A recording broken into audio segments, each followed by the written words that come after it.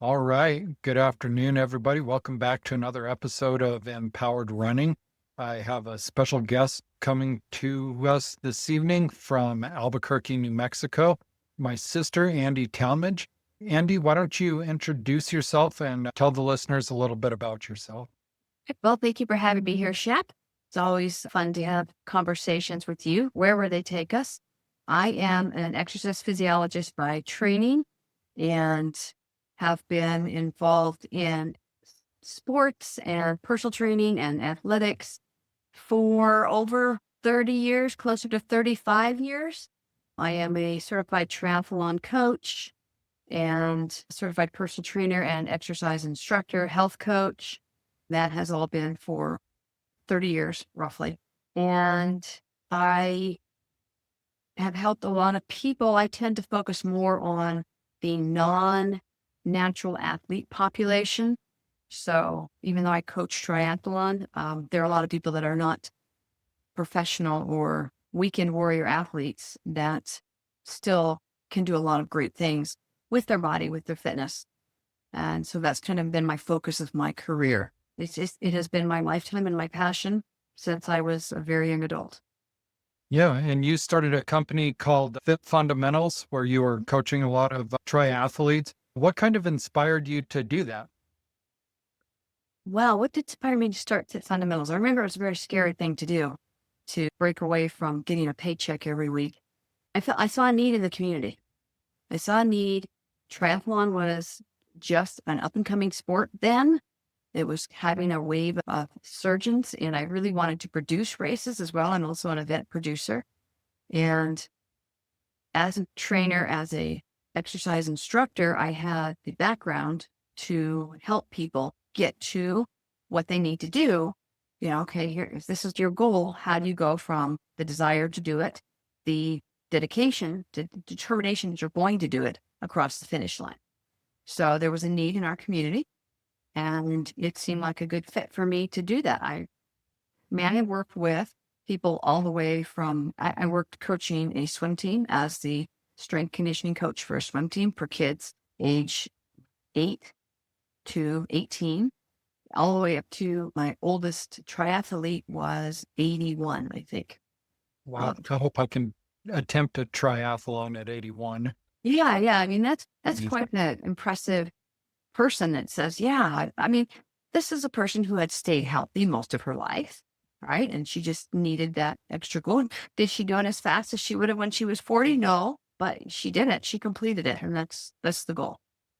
Yeah, that's amazing. And when you were doing that, you put the emphasis of fun and fundamentals. Tell us a little bit about that. Right, right. So fit fundamentals. The fun is big, big letters. If you're not having fun while you're working out, while you're exercising, you're not going to keep doing it. And why should you?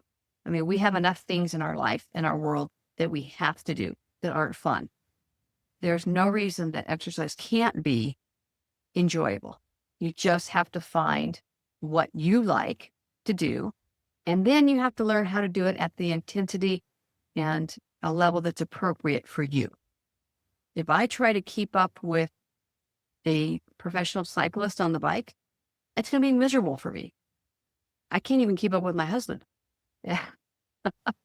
So, it's people seem to think like they say, oh, triathlon, that's that big Ironman thing. Oh, no, there are lots of different distances. There are lots of different ways to do it. And basically, if somebody has a desire to do it and they don't have any health conditions that prohibit them from doing it or injuries, then they can do it. They can learn to do it if that's what they want to do. And it Nice. can be fun. Yeah, and it should be fun. So you've spent most of your adult life in urban areas, Mhm. um, primarily around the Albuquerque metro area, but some other areas too.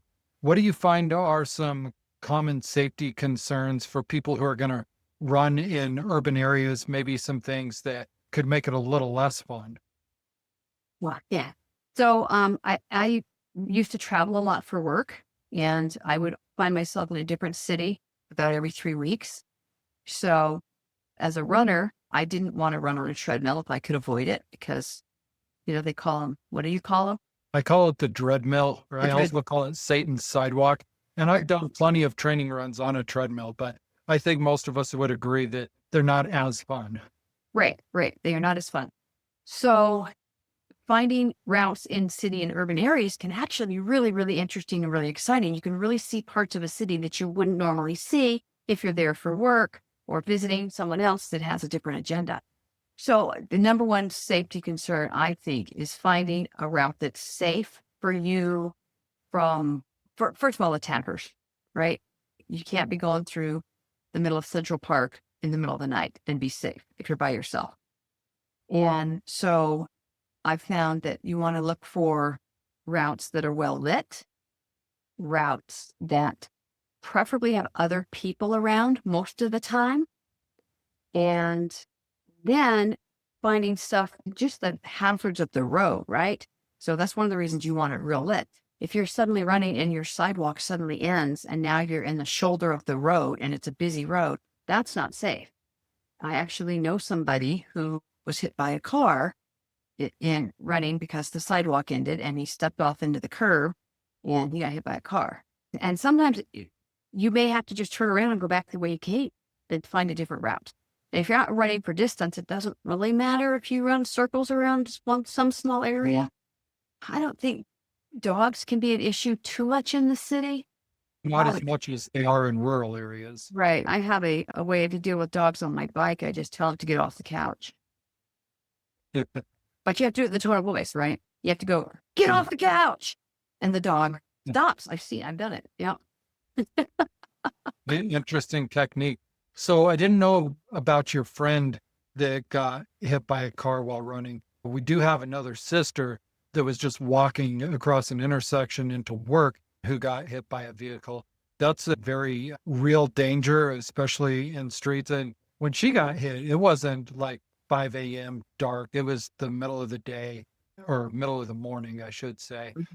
Everybody should have been okay. She had the crosswalk signal was a go. Got hit by an uninsured motorist that wasn't paying attention. So one thing that we learned from that was that your automotive insurance will cover you when you're not in an automobile when you get hit by an uninsured motorist. So that's a super important tip that I didn't know before she got hit. Yeah, we went out right away and upped our uninsured motorist insurance after that. Yeah. So to all of those of you who run on the roads, talk to your insurance agent, see what it takes to up that insurance. I did it too. It didn't cost me very much. I don't think in my monthly premium, not enough that I noticed anyway. Right, right.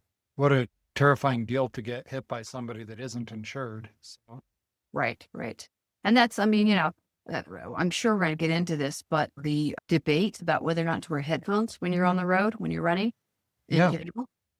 And just being aware of cars. I mean, in our sister's case, it was a whole different scenario because she was walking. There were other people on the crosswalk. It was just a really freak kind of incident that happened. It's really easy to get sideswiped by a car's mirror if you're running on the curve of the road. I don't know about where you are, but where I live, there are sections of the metro area here where sidewalks are a crapshoot. They may or may not be there. And they may end suddenly, like this happened with this one guy. And so sometimes you have to run in the curb or on the shoulder of the road. And if it's a busy road, usually most of the busy roads do have sidewalks though, right? In the cities? In the cities, Yeah. I think so. Yeah. There's some here that don't, but Right. we live in a town of 8,000 people. So Right, right. But it's awareness is, of course, your number one line is defense or offense. I'm not sure which that is. a little bit of both, but mostly defense, being aware of your surroundings. Tell us about that. Let's explore that a little bit. You're getting ready to go out and run in a city you've never run in before. How are you planning your route? And I'll just disclaimer here that my sister and I, when we run, it's going to be early in the morning. We're not going out after the conference. We're getting up and starting our run at 5:30 in the morning, somewhere in there. So it's going to be dark. Do you plan your route the night before? How do you plan your route? Well, I have you and a couple of the friends on Find My Friends. And so If I'm going out by myself, I make sure you know that I'm going out, or my friends know that I'm going out so that they can track me. I tend to just run by what feels right. I don't plan a route. I do if I'm traveling specifically. I'll ask the hotel staff, is there a running trail nearby? Call and running path. And I actually, before I book a hotel, try to look for hotels that have running paths that are accessible or nearby. Many cities, especially if you're in the downtown area, will have access to some trails that you may or may not know about. So if you could book a hotel near one, that's always a good thing. And the staff will often know, okay, this is a good place. Go over to this park here. So maybe I have to drive a mile to get to the park, or 5 miles or something. But early in the morning, you have to be well reflected. Lots of, there are safety vests with reflectors on it, on the shoes, lamps for your head. Even more important is a light on your back, a flashing red light on your back if you're running in the dark. So important. And if you can get someone to go with you, that's even better, right? More interesting. And, someone to chat with, race with, I'm going to race you to the pole kind of games. So yeah, definitely have someone that can track you. Make sure your phone is charged. Have a safe place to carry your phone where you don't have to just hang on to it. And you were going to talk about listening to music. If you're in a strange area or a metro area, how do you listen to music while you're running, or do you? If I'm going to listen to music at all, I'll have the headphones around my neck. I won't have them in my ears. Okay. If I'm by myself and it's a strange place, yeah. If I'm not by myself, if I'm running around in my neighborhood or in my city where I'm familiar with the terrain, even then, if I'm wearing earbuds, because I only have one, I will never wear both earbuds when I'm running alone. That just takes away that awareness that you want to have. And honestly, as a female, I'm more concerned about getting attacked than I am by getting hit by a car. And so, of course, that's something that all females have to constantly think. We had a niece that got attacked while she was running in a park in, where was she? A foreign country. Yeah, somewhere in Europe. And there were people around, and it was, it wasn't, he ran off, but she did get punctured with a knife. So, Yeah. And she was able to record part of that somehow. right. Yeah. That's a whole long story. Yeah, she recorded it. They found the guy. Yeah. But again, females are more concerned about getting attacked. It's like, when you're out in the woods and you're running, are you more afraid of being attacked by a bear or a man? Most women are going to say a man. You know why? Because they usually get more attacked by men. More women have been attacked by men than by bears. Right. Yeah, that's fact. Wasn't that the whole internet thing? Would you rather be with a man or a bear in the woods? Oh, I didn't see that. No. Well, Yeah, that blew up on like Facebook or something for a while. I think yeah. it's a year old now, but yeah, there was a big debate and a lot of people choosing the bear. But interestingly, women are more likely to have the bad experience running alone in urban areas, and men are more likely to have a bad experience running alone in remote areas. They're the ones that typically don't come back after the 24 hours. So why do you think that is? I think that goes into a little spin of part of why I'm doing this, but they think they're going out for, a 10K or a half marathon, and they're 6 miles out before they turn around on their half marathon on the trail, and they realize that they're lost or they get injured and they're not on the trail, and they have shorts and a t-shirt and whatever's left in their hydration bladder and maybe a granola bar, and that's all they have with them. And so in our area, all the searches we've had for missing runners, they've all been men. And And so women have that same problem? They don't. women tend to be in groups, let people know when they're going. And how do I put this? Sometimes we as men suffer from the T over IQ equation, which is testosterone over IQ, thinking I can do just a little bit more than I safely can. Okay. And unfortunately, trail runners, when they're gone for more than 24 hours, are very seldom found alive. So statistically, it's zero, but it's not actually, it's never happened, but the statistics are that low. So Yeah, men tend to die more alone in the wilderness, and women tend to have more bad experiences running in urban areas. Right. Yeah. And, that's again, that goes back to that urban area of being aware of where you're going. If you don't have a route planned, if you run like I do, it's like, oh, this looks good. This looks good. If you see something that looks sketchy, you don't go there, right? You listen to your spidey sense and you don't go down dark streets. Again, it's easy enough to turn around if you need to. I don't know, maybe are there fewer? I don't think there are fewer bad guys out in the early morning hours than there are, like I'm talking, 5 a.m., 4 a.m. and on versus, No, in fact, I think, and I could do some studying, but I think what I've heard is that that's actually when like the tweakers are the most dangerous because they're coming down from their high that they were on the night before. okay. Yeah, so I heard that can be a more dangerous time. I know I've seen some pretty shady things. I had a conference in Vegas and I was running super early in the morning when it was, nice and cool, like 92 degrees or whatever, instead of 108. But yeah, Vegas isn't as luxurious at 5 o'clock in the morning. I'm sure that makes sense for Vegas for sure.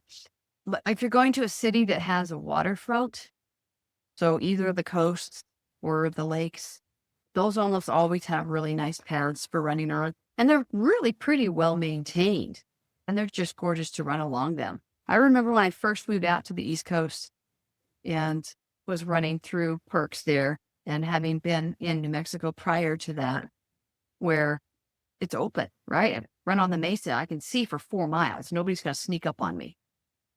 Yeah. And running through the woods was quite scary at first. I was like, I can't see. I can't see if there's anybody hiding anywhere. You get used to Yeah. And, I assume you were in the dark then? Yes, no, maybe? No, not even in the dark. Not even in the dark. Just broad daylight. It was a whole new experience to learn to run in the forests, in the woods, on trails, than to run on the desert mesa, which is also trails, but also the trees are only 4 feet high. And on a clear day, you can see the entire city. So, Right, right. Depending on where you are. So, one thing that has concerned me, and I'm getting a little off topic, but running in the morning in areas where there's lions and I have a light on, and I often wonder if I look like the little red laser pointer that you play with your kitties with. I thought, eh, to be fair, I've only seen one lion in the wilderness, but it yeah, was a cub. It was recently. Yeah, I think I sent a pic. yeah, But I never did see mom. Who knows if mom saw me or not? So right, right. just No, I like was wearing. running. Go ahead. I'm sorry, off topic. I was running in Jersey, trail in New Jersey, not the city part, the country part of Jersey, which actually is beautiful. And there have been reports of bears on that trail. And that was one time where it was nighttime because it was an event.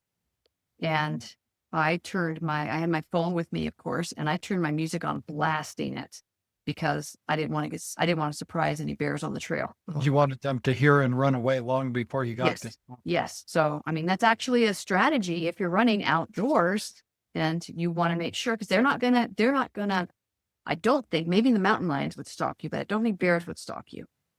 No, I've encountered many, many bears, and it has always been my experience that they've been more afraid of me.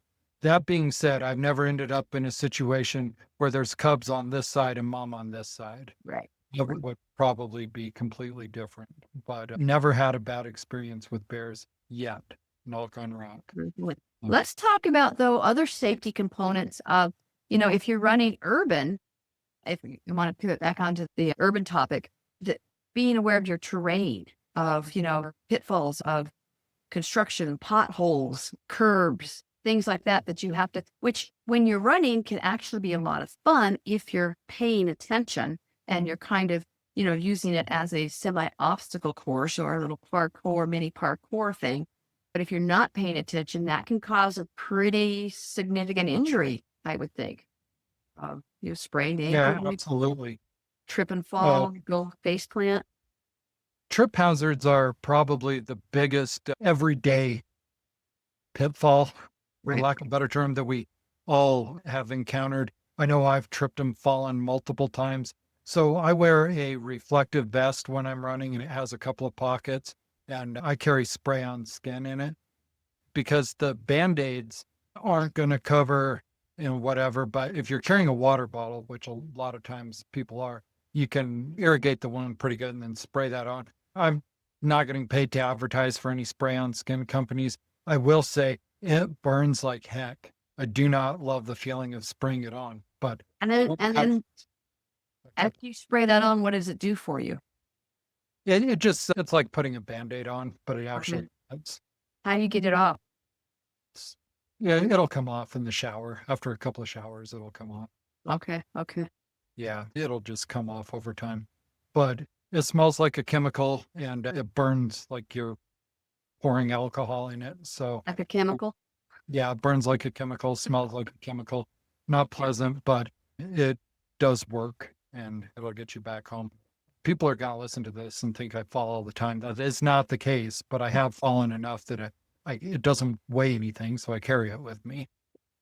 Right. And typically as a coach, when I'm going out with a group of people, I have a full first aid kit with me. Yeah. So that I can make sure if someone else falls, I can help them. And you probably use the appropriate Band-Aid and don't spray painful spray on Band-Aids on them. Yeah. Yeah. It depends on, if it's just a little bit of road rash, we just wash it off or tell them to suck it up, buttercup. Yeah, No, I'm kidding. I'm kidding. whatever. I know you do. So what else might you carry with you on a typical run? If it's anything less than an hour, I don't take anything. Yeah. For me, that's anything 10K or shorter. Anything shorter than a 5K. Let's say that. Anything shorter than a 5K. It doesn't take me an hour to run a 5K, but my phone, a whistle. That also works on dogs. And some kind of fluid. If I'm going out for anything more than an hour, I'm going to take some kind of nutrition. Usually it's a gel pack because they're easy to carry. Usually IV. I'm allergic to penicillin, so I have a medic bracelet. I'm also allergic to sulfa drugs, so I don't want anyone giving me penicillin if they find me unconscious on the road. And all of this applies for long bikes too. Let's see, what else do I take? Yeah, I don't think I take as much as you do. I don't go out for as longer runs as you do anymore. So I've gotten away from that. Yeah, anymore, but you spend a significant amount of your life going on those long runs. Right, right. Mostly the hydration is the most important thing. Yeah. And the phone, a way to communicate. Yeah. Do you prefer a bladder or do you prefer bottles? I had a belt with bottles is what Okay. was my preferred. I don't like a backpack bladder. I don't like the sloshiness of it. But I think if you're going for if anybody that's doing anything longer than a 10K, it just kind of makes sense because it's going to, as you empty bottles out of a belt, then you have a different weight on your gait, and that can cause problems for long term Yeah. biomechanically if you're not balanced in your weight belt, in your running belt. Yeah. So having coached many, many clients, what are some of the top safety issues that you've seen, or what are some of the biggest things that your clients have reported back? Is it traffic? Is it stranger danger? Is it dogs? What do you hear commonly when your athletes have been training? I mostly work with women, so stranger danger is right up there. Dogs, not so much. Living in the high desert like we do, dehydration, heat exhaustion, heat stroke for people that are out there for any length of time, or not even, if you're running in the heat of summer, in the middle of summer here, it gets pretty hot in the middle of the day. I can't believe people go out and run in that, but if that's what you're training for, that's what you're training for. Yeah, if you're training for what is it called? Bad water? Bad water. Yeah, that's the one that starts in Death Valley and it's like 117 miles to the top of some mountain Right. in July. So Yes, right. So yeah, I mean, that's the biggest thing. And a couple of times getting lost, which is why you need a phone. When I first started running in New York, I got lost all the time. Those streets were never straight. I'd be looking at my phone going, how did I get here? It just, again, do you call your husband or would you just try to navigate back using your phone? I navigate back using my phone. Yeah. Okay. But important to keep that phone with and keep it charged. Yeah. Keeping the phone charged is really, really important if you're going out for a run. Again, anything that's not in your familiar area, your familiar neighborhood, and you're going to be out for more than 30 minutes or so, you'd be silly to not have a phone with you. Yeah. Again, you don't know if you're going to get sideswiped by a car or sprain your ankle. Yeah. You never know what's going to happen. How many times have you been on a run? This just may be a me thing where you're like, oh, this is miserable. I'm so miserable. I'm not having fun. Maybe I'll get hit by a car and I won't have to finish. I don't know. I don't know if I've ever thought that, but most of my longer runs have been on trails. Oh, okay. Odds of Okay. me getting hit by a car out in the mountains are pretty slim. True, true. Yeah. But I have done some runs along the highway. I don't know that I've ever thought that. Yeah, I've done the thing where I've got to make it to this next milepost or whatever before the oncoming vehicle does, or, the floor is lava or something ridiculous like Right, that. right. Line games. Yeah. Yeah. Speaking of which, running towards oncoming vehicles, I'm sure you coach your athletes, but a good reminder here, always run facing traffic, right? Right, right. Always. So that's super important because when our sister got hit by a car, the car came from behind her. She didn't have the opportunity to see it and jump out of the way. Right. Yeah. But that wasn't her fault. I mean, it was in a crosswalk, and especially at night. I was driving to work just last week, and there was a cyclist on the road without any lights. And if I hadn't seen it, the reflection on the pedals, little tiny reflection on the pedal, I could have easily hit him or her. I'm not sure if it was Oh, no. But Wow. if you're out, always run it facing traffic. And if you're on a bike, Yeah, I had if you're on a bike, Go do ahead. not go facing traffic. Go the same direction as traffic, especially in an urban area, because if you're going against the flow of traffic and a car pulls into a cross seat and they look left to make sure nobody's coming, and then they turn right. If that bike's coming, they turn right into the bike. Yeah. Anyway, that's like running. Yeah, when you're running, always facing traffic. I had an experience here, I want to say it was in 2006, so it's been a long time ago. But I was running from where I used to live on Brookside. I guess the directions won't matter because a lot of people won't be familiar, but basically I ran a mile square and I was on the third mile and it was snowing and I was running up a hill and a vehicle came over the hill and saw me, hit their brakes and turned their wheel, and their wheels were turned away from me, but because it was snowing, they were sliding right towards me.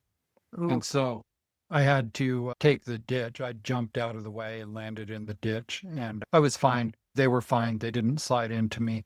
However, had I been running with traffic and they came up and hit their brakes and I didn't hear it, they would have hit me. So, Well, that brings up another good point, is that being aware of when you learn to drive, or people are, they say, look where you want to go. So everybody that's driving, if there's a driver coming up and they're looking at the runner to make sure, okay, I want to make sure I know where that runner is, they will inadvertently veer towards that runner because you drive where you're looking. So a lot of times a runner might be concerned or mad. Hey, you just tried to hit me, but it wasn't actually that. It was just they were trying to avoid you and they were looking at you. If you don't want to hit the rock, don't look at the rock. If you don't want to hit the runner, don't look at the runner. And I think a lot of drivers might struggle with that. But as runners, we have to be aware of that. yeah, absolutely. Think about what it's like when you're driving. And I could tell that they were looking right at me, but their wheels were pointed away from me, but they were sliding towards me. So I wasn't going to wait for them to come out of the skid. I just bailed and took the ditch. Well, that brings me to another question about snow and roads. I mean, do you have a different pair of shoes for running in when it's snowy and slick out? Or do you just do you have crampons? What do you do? So I have, they call them Yaks tracks, and they slip over your shoes and it's cables and spikes. So it's like putting snow chains on your shoes that I Okay. wear when it's snow packed and icy. They do make a good running shoe. They're called ice bugs, but I don't get enough snow-packed, really hard, icy runs that it's worth buying a very expensive pair of shoes for. So if we had the kind of winters we used to have here, I would probably invest in them, but I just have a pair of Yaks tracks that I slip over my shoes. So when you're running in the city and you have this combination of snowpack, slush, gravel, dirt, dirty snow, if you're in Yaks tracks, is that going to just tear them up if you're going over partly snow and ice and partly pavement? I've done a little bit of that where they've hit the asphalt. It hasn't been hard on them. What I find more annoying is when it's fresh powder and you're trying to run in them, the powder will build up in the cables, and that's annoying. But once it's packed and icy, that doesn't happen as much. I imagine if you tried to run, 10 miles on nothing but asphalt, you'd probably damage them. But when I'm wearing them, there's not much asphalt. It's like when you run in mud, then your feet get heavier and heavier as you go. Yeah, absolutely. It does that, but it like builds up in weird ways. So kind of look like a drunk Irishman running because I'll run 4 steps in the powder and then I'll like try to jump and click my heels together to get the snow out. Probably people wonder just what's wrong with me. I want a video of that. Yeah, I'll try to get one for you next winter. I don't think we're getting snow today, but not enough to cause that. Right. Yeah. That'd be hysterical. So you talked about using your phone to navigate back when you got lost on some roads in New York and whatever. What apps do you use? What other technologies do you use? Okay, so my favorite technology is Map My Run for mapping out my runs. And there are other, ride with GPS, run with GPS. There's so many out there. I started with Map My Run and Map My Ride, and it's very easy and simple, upgraded it. I use Google Maps, right? Because they're everywhere. And yeah, that's the only stuff I really use. I'm actually really good with sense of direction. I almost always can find my way back without using a map in the city. I don't do as much trail running as you do. And the trails that I do run with, I'm usually with somebody. Yeah. And I'm in the high desert where I can see, oh yeah, just turn here. Yeah, fair enough. Do you ever run with bone conducting headphones? Like, No, I haven't used those. yeah, I I hear they're great. do. I love them. That's a technology that I use. Another thing now is people are able to link their phones to their smartwatches. Are you wearing a smartwatch? Of course. Of course, yeah.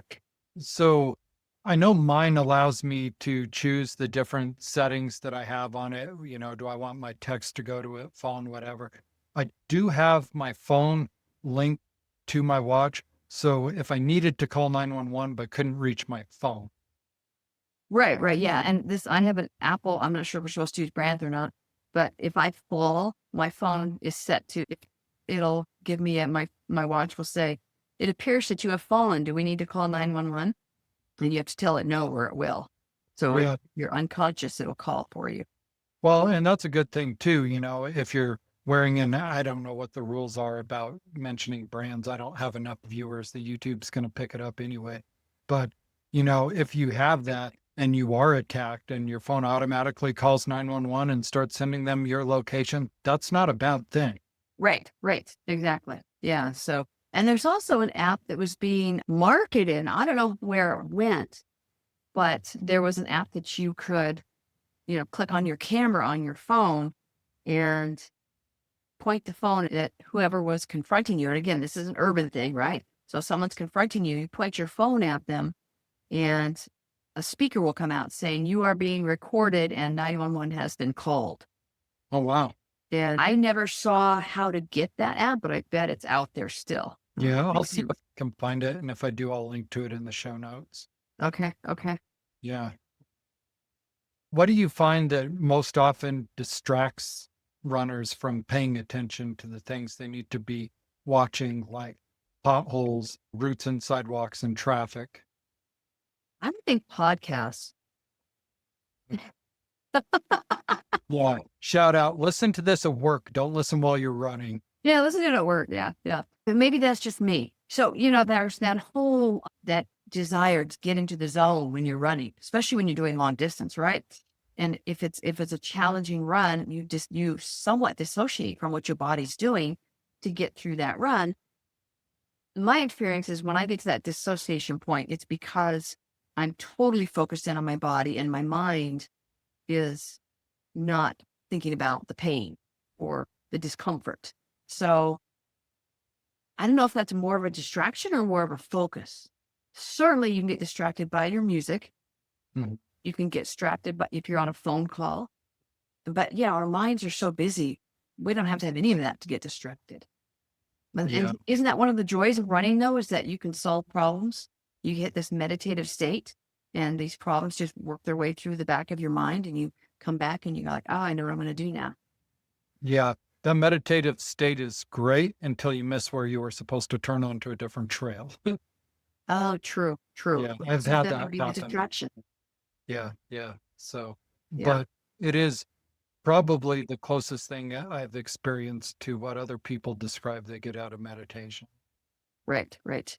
So, Yeah, I definitely hit a meditative state.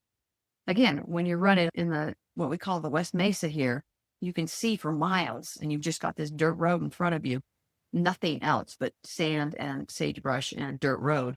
It's very easy to get, and you don't even have to watch where you're going that much because it's just plain flat dirt road.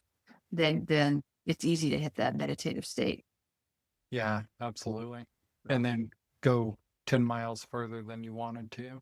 I've Maybe. done that. I've done that. It's like, oh, I have to go back now. This is longer than I wanted to go. And back is uphill.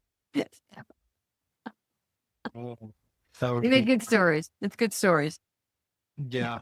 Do you have a favorite running story? Oh man, there's so many. Okay, so yeah, this is a fun one. Talking about this wasn't being distracted so much. It was my first Olympic distance triathlon. And the swim was first, and then the run, and then the bike, which is a little bit backwards. Yeah, that's different. It's usually swim, bike, run, right? Yeah, right, right. And this was in northern New Mexico, and it was a cross country run. And I was not a good swimmer then. And so I was one of the last ones out of the water.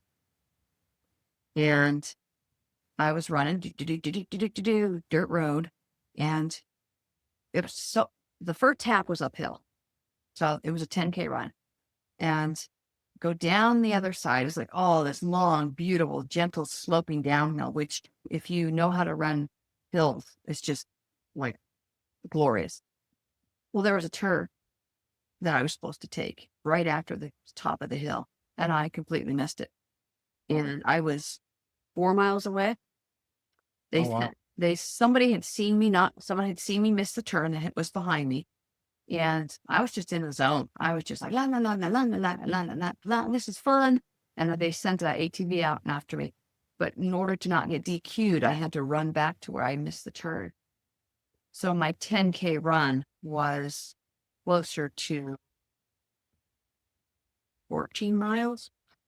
Well, yeah, yeah. 6 and 8, 14, Yeah. 14.3. So you did a half marathon on your first try. Yeah. Yeah. So it's a good survival story, right? Right. Yeah, absolutely. What about you? What's your favorite run story? Let's see. Well, I generally love running in the desert, probably another couple weeks from now when everything's blooming.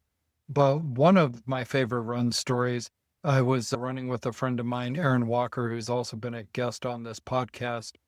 I had been building a cell at work, and so I hadn't been training all summer. And she asked if I wanted to do a 30K with her. And I was like, I think I could probably do that because she's a lot shorter than me. And therefore, my stride should be able to keep up with hers. Well, the 30K ended up being 40K. We started at the top of La Plata Canyon, went over Kennebec. It was a beautiful day, got some beautiful pictures of it, and then came down up above Bear Creek on the grindstone. And it was a beautiful run, but it was a great lesson. And it ended up being 40K, which if you're good at converting kilometers to miles, that's almost a full marathon that I did without training, with like 6,000 feet of elevation gain. And just doing that without having trained for it was kind of a mental boost, even though for like 2 weeks I couldn't walk down a flight of stairs. I had to go down backwards because my legs were just on fire Right. to Yeah. walk down.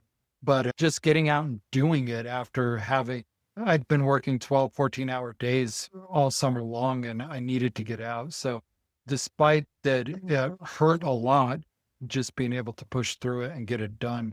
Unfortunately, we got some rain late afternoon and I ended up with wet clothing that ended up chafing a little bit. So I had some chafing to go along with the muscle pain, but it was a very memorable run and it pulled me out of a stretch where I hadn't been running for almost a year.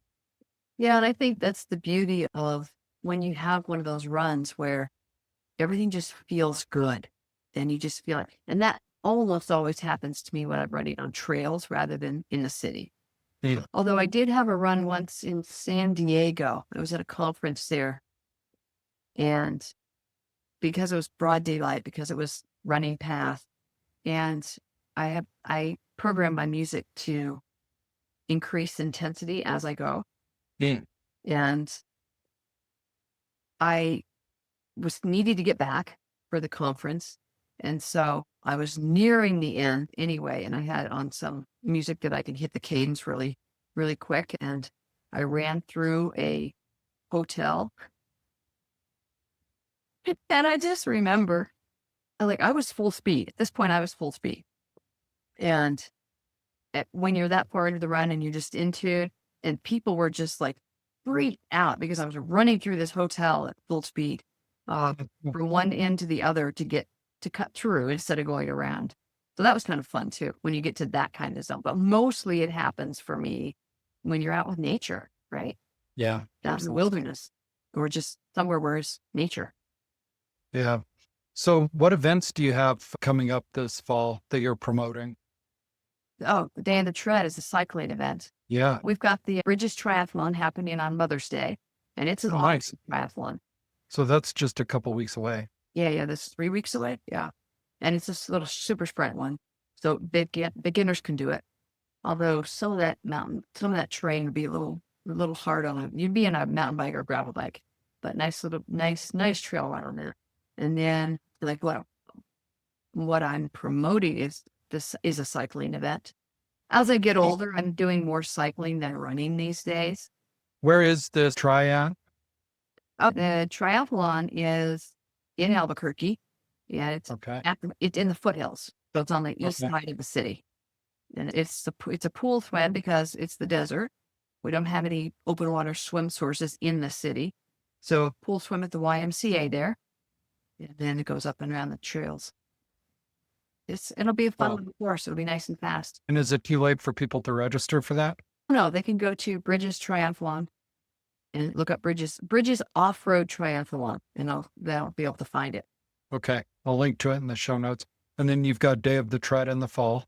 Day of the Tread. It's a cycling event. Actually, there's a 5K walk. 4K walk. That's pretty big. That's all throughout the whole Albuquerque metro area. The first day is gravel grinder rides, anywhere from 7 to 75 miles. And then the second day we have road bike, and that's anywhere from 7 to 100 miles, various terrains, and it's fully supported. All the aid stations have music, live music, and unique snacks at the aid stations. For example, we have one aid station that is in the parking lot of one of our restaurants in town, and they serve mini sopapillas for their aid station with honey. That'll get you that carb boost. Yeah. And that's on one of the longer routes. So yeah, it's a really fun event. About 2,000 cyclists will come out for that. Cool. And is registration open yet? Yes. It's October 25th and 26th. Registration is dayofthetread.com. Okay. You Awesome. get all the information you want. Okay, cool. Yeah, the medal you see above my left shoulder back here, that's from the rock and roll marathon in Phoenix in 2020, right before the world shut down. That was a blast too. I loved having live music every however many miles. Right. Oh, Right. they have it every mile there. Yeah. Yeah. So that was a really fun event. I highly recommend that people do one of those. I don't necessarily recommend that we ever do 2020 again. Yeah, let's not do that again. No I repeats did on. that. I did that marathon, the Phoenix Rock and Roll. Oh, did you? When I did you? did the half. I didn't do the full. I did the half. When? I don't remember. Yeah. It was before 2017 because that's when I Okay. moved to the East Coast. So, Yeah. I did it in 2020. I qualified for Pikes Peak, which I was going to do in 2020, and I haven't since run a qualifying marathon. So so maybe they put couldn't. that on the bucket list. Are you? Yeah, I was going to say, are you still going to try to qualify for Pikes Peak? Maybe at some point, but I've got some neck issues I want to get resolved before I try that. So Right, right. yeah. Yeah. So, as an exercise physiologist and who is a little bit older than you, as you start to age, you can continue running, but you have to take more time to take care of your body. You have to do the warm up and the recovery that you're going to be doing if you want to keep doing it. Otherwise, unless you're one of those blessed, natural, gifted runners where you can run 40, 50 miles a week your whole life and it never, ever affects you adversely. The rest of us, mere mortals, do have to take the time to warm up properly, do the mobility and activation exercises, and then proper recovery cool downs. Yeah, I wish that wasn't true, but I am definitely finding that to be the case and try not to get injured later in life because I find that recovery takes far longer. So, but it definitely can be done with the right physical therapy. So, Right, right. And the preventive stuff. We could yeah, go a whole nother hour on how to warm up, how to mobilize and activate the running muscles that you need. I mean, yeah, maybe we should do that sometime, yeah. And start geeking out on you big time. but not this time. We're getting close to an hour anyway. So, what is the impact in closing that you want to have on the athletic community or the unathletic community? Right. So yeah. So this has been my thing ever since I started in this industry. I am not a natural athlete myself, which people don't believe and they say I'm just being modest. It's not true. Everything I've learned how to do, I've had to learn how to do. Remember when you were trying to teach me how to roll over backwards and it was just really funny? So the impact that I want to have is to let people know, just move. Just move. If you don't want to run, walk. If you don't want to run fast, run slow. If you don't want to run a marathon, run a mile. Just move your body. And if we will just keep doing that, so many other things will take care of themselves. So many of our diseases and ailments in our country can be made better by physical activity. Running and walking is one of the easiest things for any of us to do. All you need is a pair of shoes, or maybe, if you're into barefoot running, you don't need shoes. We didn't talk about that. But yeah, just if you want to do it, decide that you're going to do it. Get help if you need it. That's what coaches. I'm a triathlon coach. I had a running coach. I had a swimming coach. I had a cycling coach when I was competing full time. Because they know more than I do and they can help me see things outside my body. So if you're having issues running and you want to learn to run, hire a coach, hire a running coach that can analyze your gait. Great advice. And if the whole world would take you up on that advice to use your body, it'd be a lot different world. Just move. Yeah, just move. You don't have to do a lot. You just have to move. And I was blessed with the same athletic ability as you. So I've had to struggle for everything I've gotten, but do it. As long as you are an average human being, we were built to run and walk. So we were built to run. Yes. Humans were built to run. Yep. Physiologic. Yeah. Yep. So as long as you are average and that you have the body that can do it, if you push it to do it, it will do it. Right. Right. If you decide you want to do it, and that's the big thing, you have to decide, yes, this is important to me. I'm going to do it. And for most of us in the modern world, If we decide we want to take up an activity, we have to choose what we're going to give up to have time for that activity. So true. And you just be aware of that. Yep. All right. And this is a perfect opportunity to give up on current events and just get out and move your body. So, That's a great idea. Yep. Yep. man, that's a good opportunity to close. Thank you for your time. Oh, you're welcome. Thank you. I love talking to you. It's always good to see you. Absolutely.